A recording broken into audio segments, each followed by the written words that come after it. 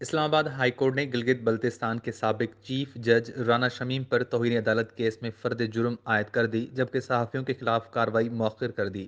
Chief justice اطہر من اللہ نے اسلام آباد ہائی کورٹ میں رانا شمیم توہین عدالت کیس کی سماعت کی۔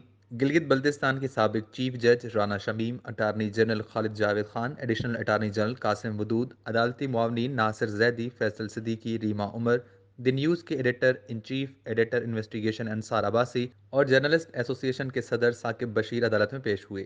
دوران سماعت اسلام آباد ہائی کورٹ سے جرنلسٹ ایسوسی ایشن کے صدر ثاقب بشیر نے استدعا کی کہ صحافیوں کی حد تک فرد جرم کی کارروائی مؤخر کی جائے۔ ایسا کرنا اٹارنی جنرل اور عدالتی معاونین کے رائے کے مطابق ہے۔ آپ نے جو محتاط رویے کی بات کی تھی اس کو بھی مستقبل میں دیکھا جائے گا۔ پی ایف یو جے کے سابق صدر افضل بٹ بھی روسٹم پر آ گئے، جنہوں نے کہا کہ ہم زیر سماعت کیسز پر رپورٹنگ اور تبصرے سے متعلق میٹنگز کر رہے ہیں۔ چیف جسٹس اسلام آباد ہائی کورٹ نے کہا کہ عدالت لائسنس نہیں دے سکتی کہ کوئی بھی اس طرح عدالت کی بے توقیری کرے۔ آپ کو احساس تک نہیں کہ زیر سماعت کیسز پر اثر انداز ہونے کی کوشش کی گئی۔ یہ عدالت اوپن احتساب پر یقین رکھتی ہے اور اسے ویلکم کرتی ہے۔ جولائی 2018 سے لے کر آج تک وہ آرڈر ہوا ہے جس پر یہ بیانیہ فٹ آتا ہے۔ ایک اخبار کے ایک آرٹیکل کا تعلق ثاقب نثار سے نہیں، اسلام آباد ہائی کورٹ کے ساتھ ہے۔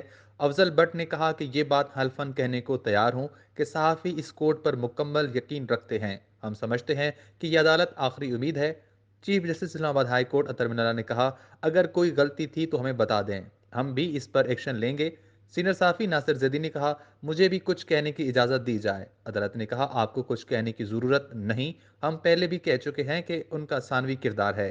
کل کو کوئی بھی تھرڈ پارٹی ایک کاغذ دے گی اور اس کو آپ چھاپ دیں گے تو کیا ہوگا؟